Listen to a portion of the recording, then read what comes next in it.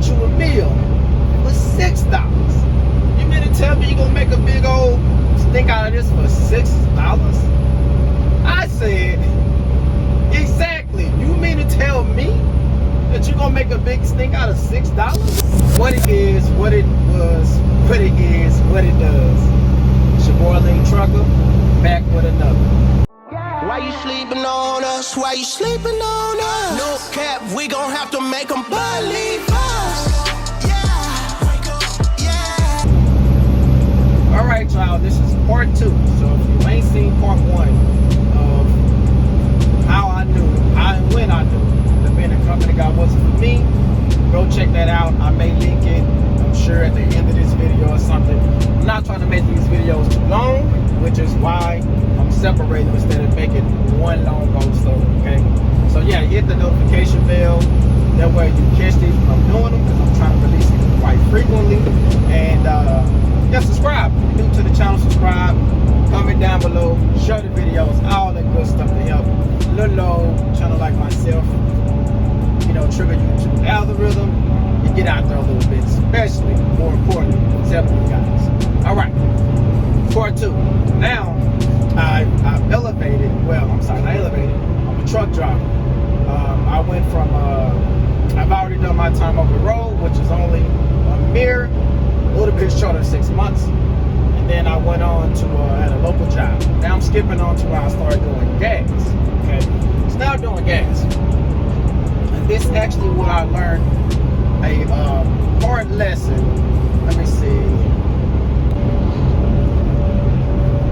All right. Had to cut the sound out. I don't know what's going on there. I think it was my other phone or whatever. But anyway.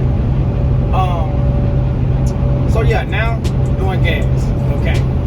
This was a lesson that I'll probably do a whole different video on as far as the lesson. But this is kind of how I learned how business works. Okay. Like going through these things actually taught me a lot. It actually prepared me for when I did eventually get my own truck, and then after I got through with that first lease, and I got out here on my own, under my own authority. These things actually really helped me. So let me tell you how it happened on this one. All right. So at this job, it was a typical 3 a.m. to 3 p.m. schedule. Okay. Well, I was working, 3 a.m. to 3 p.m. or 3 p.m. to 3 a.m. It was a 24-hour cycle, simply because gas stores don't close. Gas stations don't close. At least the 7-Elevens and the Chevrons they had at that time. And even the ones that were closed, it didn't matter. You would still go do your job. You would just sign a POD yourself. Keep it pushing.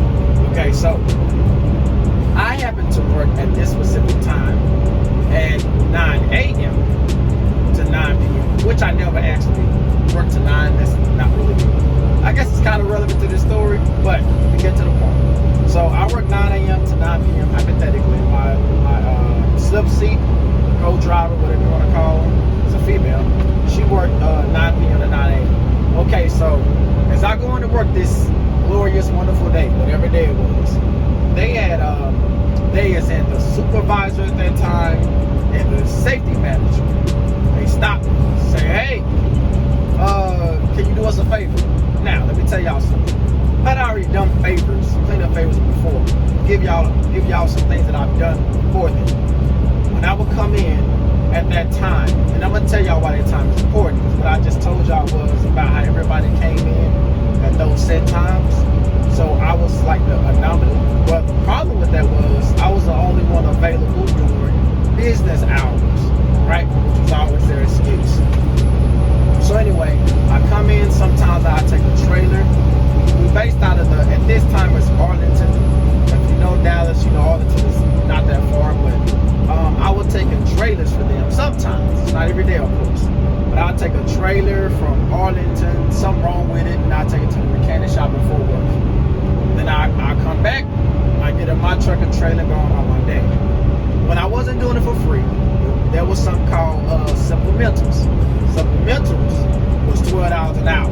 Okay, so what I just told y'all was probably maybe an hour, hour and a half. Whatever, fine. I did it, whatever.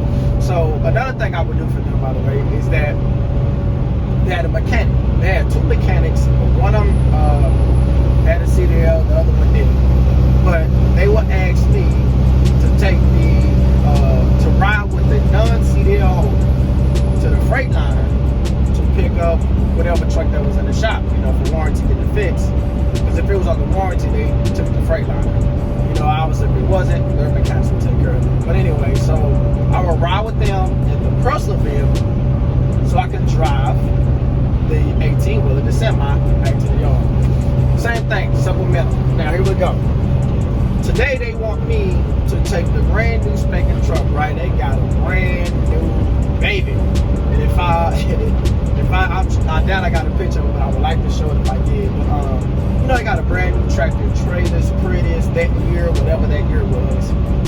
Coincidentally, the same year that the Dallas Cowboys built their stadium, right there next to the Texas Rangers stadium, which is precisely where they want to go, by the way. So he was like, hey man, can you take us over there, and I'm like, no man, I don't want to go, because I'm only going to be, I'm going to miss a load, right? At that time, the minimum load was $36. It would roughly take, if you did a $36 load from Fort Worth, it would roughly take you, I'd say about an hour or so, maybe close to 2, just depends. So anyway, I said, no, I don't want to do it, man. I don't really have the time to miss a load. He was like, oh, no, man, you're not going to miss anything. He was like, it ain't going to be no more than an hour tops. I said, okay. He was like, besides, you don't get paid for it. We can do supplemental. I said, an hour tops. Yeah, we're just going to go over there between Cowboys and the Ranger Stadium, take some pics, and we'll be right on back. I said, all right. So I go, drive the truck on over there. It's only about a 10-minute drive, okay, no big deal. Well, 2 hours later, no kidding, 2 hours later, when I'm ducked back, right, like, they taking pictures, like, sometimes from the driver's side, kind of over, so I would duck back. These are day cabs, by the way, it's local jobs, day cabs.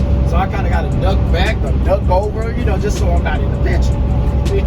Get these high-profile pictures. They actually framed them. They're serious about this. All right. So here's where the problem come in at. We on the way back in. And he was like, hey man, are you hungry? I said, yeah. Like, okay, I'm gonna stop at Jack in the Box. I said, okay. So at that time I bought a $6 meal. I don't know, it was probably a double cheeseburger. That's why I always ate it.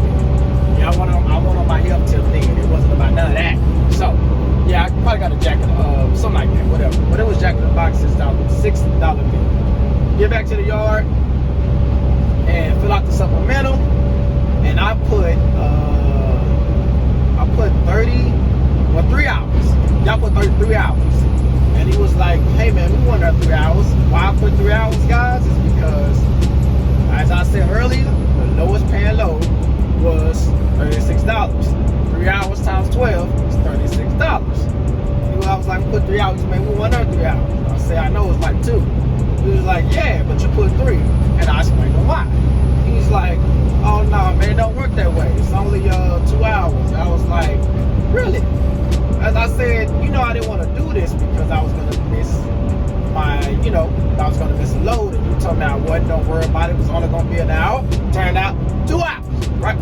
So, this was his question to me. Y'all ready for this? He said, okay, look, I'm giving you 20, or okay, I'm okaying 2 hours, which is $24. I bought you a meal for $6. You mean to tell me you're gonna make a big old stink out of this for $6? I said, exactly. You mean to tell me that you're gonna make a big stink out of $6? And I didn't ask you to buy that, to buy me nothing to eat. Oh, okay. That, here we go. What did that teach me? It's a learning lesson. My slip seat. One thing she told me, she was an older lady. She was a military veteran, and she told me, she said, now she told me this before, but obviously by experiencing it all sunk in. She said, never start something not willing to finish. That bit me. I was just trying to be a good guy, good employee. I got bit. At least that's what I thought I was doing. But what it also taught me was there were no favors in business.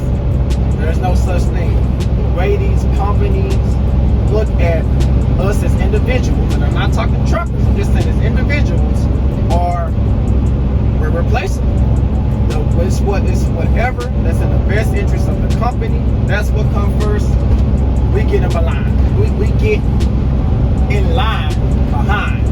Y'all know what I'm trying to say.